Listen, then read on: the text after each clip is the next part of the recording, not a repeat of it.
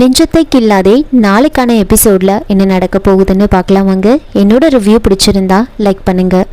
மதுமிதாவையும் கிரணையும் ஆஃபீஸில் இருக்கிறவங்க எல்லாரும் சேர்த்து வச்சு பேசினதுனால சந்தோஷ் கோவப்பட்டு அவங்க எல்லாரையும் வார்ன் பண்ணிகிட்ருக்காங்க. இதை பார்த்த கௌதம் சந்தோஷ் கிட்ட அதை பற்றி கேட்கும்போது சந்தோஷ் அதை பற்றி எதுவும் கௌதம் கிட்ட சொல்லாமல் அவங்க எல்லாரும் சரியாக வேலை செய்யலை, அதான் திட்டிகிட்டு இருந்தேன் அப்படின்னு சொல்கிறாங்க.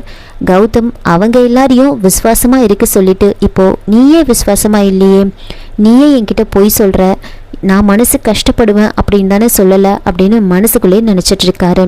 அதுக்கப்புறமா கௌதம் கிரணை வர சொல்லி பேசுகிறாரு. கிரண் கிட்ட வந்து நீங்கள் மதுவோட நெய்பர், மதுவோட க்ளோஸ் ஃப்ரெண்ட், ஸ்ருதியோட ஹஸ்பண்ட் அப்படின்னு தெரியும்.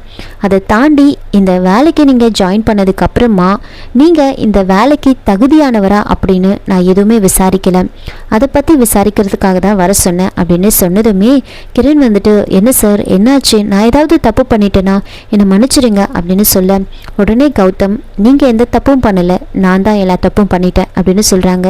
கிரணுக்கு ஒன்றுமே புரியல. என்ன சார் என்ன சொல்கிறீங்க அப்படின்னு கேட்க, இல்லை உங்களுக்கு இந்த வேலை சரியாக இருக்குமா அப்படின்னு யோசிக்கிறேன், உங்களுக்கு தகுதியான இந்த வேலையா அப்படின்னு நான் யோசிக்கிறேன், உங்களுக்கு ரொம்ப குறைவாக இருக்குமோ, உங்களுக்கு தகுதி இல்லாத வேலையை நாங்கள் கொடுத்துட்டோமோ, ரொம்ப கம்மியாக கொடுத்துட்டோமோ அப்படின்னு நான் யோசிக்கிறேன் அப்படின்னு சொன்னதுமே உடனே கிரண் வந்துட்டு சார் அப்படியெல்லாம் கிடையாது, எனக்கு இந்த வேலை ரொம்ப அதிகம்தான், எனக்கு எல்லாமே பிடிச்சிருக்கு அப்படின்னு சொல்ல உடனே கௌதம் அப்படியா, அப்படி என்ன உங்களுக்கு இந்த கம்பெனியில் பிடிச்சிருக்கு அப்படின்னு கேட்க எல்லாத்தையும் சொல்லிட்டு கடைசியாக கிரண் என்ன சொல்கிறாருன்னா, பத்தாததுக்கு நீங்கள் வீட்டில் இருந்து வர பர்சனல் ட்ரைனிங் வர கொடுக்கறதுக்காக வராங்க அப்படின்னு சொல்கிறாங்க. அதை கேட்டு கௌதம் ஓஹோ அப்போ இந்த பர்சனல் கேர் தான் ரொம்ப பிடிச்சிருக்குன்னு சொல்கிறீங்க அப்படின்னு கேட்க கிரண் ஆமான்னு சொல்கிறாங்க. அதுக்கப்புறம் கௌதம் கிரணை அங்கேருந்து போக சொல்கிறாங்க. கிரண் கொஞ்சம் தூரம் போனதுக்கப்புறமா கௌதம் கிரணை கூப்பிட்டு யுவர் பர்ஃபெக்ட் கேண்டிடேட் அப்படின்னு சொல்லிட்டு போகிறாங்க.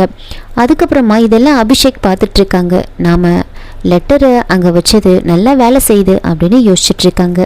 அங்கே வீட்டில் வந்துட்டு மதுமிதா ரொம்ப சோகமாக இருப்பாங்க. இதை கவனிச்சா கௌதமோட பாட்டி நேராக மதுமிதா கிட்ட போய் பேசுகிறாங்க.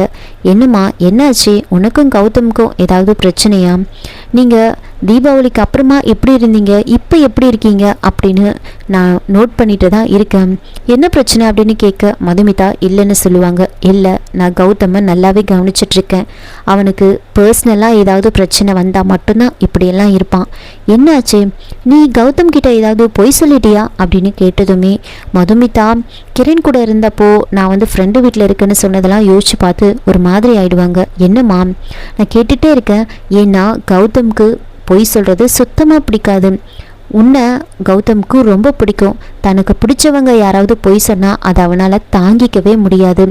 மாயாவே ஒரு முறை பொய் சொல்லிட்டா, ஆனால் மாயா கிட்ட அவன் பேசவே இல்லை தெரியுமா, மாயா இனிமே நான் பொய்யே சொல்ல மாட்டேன் அப்படின்னு சத்தியம் பண்ணதுக்கப்புறம் தான் அவன் மாயா கிட்ட பேசினா. அந்த அளவுக்கு அவனுக்கு பொய் சொன்னால் சுத்தமாக பிடிக்காது. நீ கௌதம் கிட்ட ஏதாவது பொய் சொல்லிட்டியா, இங்கே பாருமா எந்த பிரச்சனையாக இருந்தாலும் சரியாயிடும், நீங்கள் ரெண்டு பேரும் சீக்கிரம் சரியாகி நல்லபடியாக பேசணும், சரி அதெல்லாம் நீ மனசில் வச்சுக்காத அப்படின்னு பாட்டி சொல்லிட்டு போகிறாங்க. இதெல்லாம் கவனிச்சுட்டு இருந்த சகுந்தலா நேராக வந்து மதுமிதா கிட்ட அதே மாதிரி கேட்குறாங்க. மது அதெல்லாம் இல்லைன்னு சொல்லிடுவாங்க. ஆனால் உள்ளுக்குள்ளே சகுந்தலாவுக்கு ரொம்ப சந்தோஷம், அந்த லெட்டர் விஷயம் ரொம்ப நல்லா வேலை செய்கிறா போல இருக்கு, நல்லா ரெண்டு பேருக்குள்ளேயும் பற்றிக்கணும் அப்படின்னு மனசில் நினச்சிட்டு இருக்காங்க.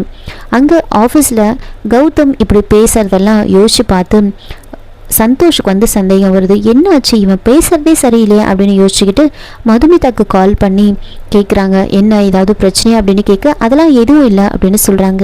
என்னாச்சு எல்லாரும் மாற்றி மாற்றி இதையே கேட்குறீங்க, இப்போ தான் பாட்டி கேட்டாங்க, அப்புறம் அத்தை கேட்டாங்க, இப்போ நீங்களும் அதையே கேட்குறீங்களே, அப்போது அவரோட ரியாக்ஷனில் ஏதோ ஒரு வித்தியாசம் இருக்குது, அதனால தான் நீங்கள் எல்லாம் கேட்குறீங்க அப்படின்னு மதுமிதா கேட்குறாங்க. அதுக்கு சந்தோஷ் ஆமாம் அவன் நடந்துக்கிறது சரியில்லை அதனால தான் கேட்டேன் அப்படின்னு சொல்ல, சரி அவர் ஒழுங்காக சாப்பிட்டாரா இல்லைன்னு நீங்கள் கவனிச்சுக்கோங்க அப்படின்னு சொல்லிட்டு ஃபோனை வைக்கிறாங்க. மதுமிதா என்ன இது பேசாமல் நாமளே போயிட்டு அவர்கிட்ட எல்லாத்தையும் பேசிடலாமா, ஒருவேளை கிரண் விஷயம் அவருக்கு எல்லாமே தெரிஞ்சிருக்குமோ, நாமளே வெளிப்படையாக அவர்கிட்ட பேசிட்டா என்ன அப்படின்னு யோசிச்சுட்டு இருக்காங்க. மதுமிதாவோட வீட்டில் அவங்க அம்மா கார்த்திகை தீபத்துக்காக விளக்கெல்லாம் தேய்ச்சிட்ருப்பாங்க. அதை பார்த்து அவங்க அப்பா வந்துட்டு இதையெல்லாம் வந்து பொறுப்பாக செய்கிறியே, ஆனால் நாளைக்கு என்ன நாள் அப்படின்னு மறந்துட்டியா அப்படின்னு கேட்க, என்ன நாள் அப்படின்னு கேட்குறாங்க. நாளைக்கு நம்ம மதுவோட பிறந்த நாள் அப்படின்னு சொன்னதுமே, ஆமாங்க மதுவோட பிறந்த நாளை நான் மறந்தே போயிட்டேன் அப்படின்னு சொல்லிட்டுருக்கேன். அப்போ கரெக்டாக மாயா அதித்தின்னு எல்லாரும் வராங்க. அப்போது மதுவோட பர்த்டே பற்றி அவங்க கிட்ட சொல்ல, மாயா நாம் ஏதாவது சர்ப்ரைஸ் பண்ணியே ஆகணும் அப்படின்னு சொல்கிறாங்க. சர்ப்ரைஸ்லாம் வேண்டாமா, நாம் மதுவை வீட்டுக்கு வர சொல்லலாம் அப்படின்னு சொல்ல, இல்லை எதுவாக இருந்தாலும் சர்ப்ரைஸ் பண்ணணும், நீங்கள் அன்னிக்கு கால் பண்ண வேண்டாம், நீங்கள் அண்ணனுக்கு கால் பண்ணி சொல்லிடுங்க, அவர் சர்ப்ரைஸாக அண்ணியை இங்கே கூட்டிகிட்டு வரட்டும் அப்படின்னு சொல்கிறாங்க.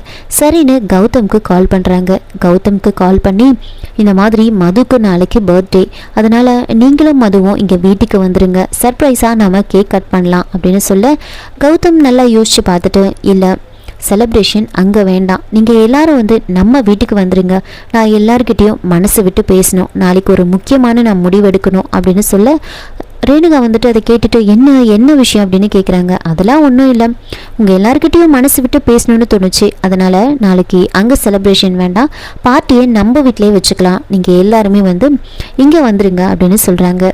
இதை பார்த்துட்டு இருந்த சந்தோஷ் வந்துட்டு, நாளைக்கு அன்னைக்கு பர்த்டே, நீ என்ன கிஃப்ட் கொடுக்க போகிற அப்படின்னு கேட்க, மது வாழ்க்கையிலே மறக்க முடியாத ஒரு கிஃப்டை தான் நான் மதுமிதாக்கு கொடுக்க போகிறேன் அப்படின்னு சொல்கிறாங்க. இதோட இந்த எபிசோடை வந்து முடிச்சிருக்காங்க. என்னோட ரிவ்யூ பிடிச்சிருந்தா லைக் பண்ணுங்கள், மறக்காமல் சப்ஸ்கிரைப் பண்ணுங்கள். தேங்க்யூ.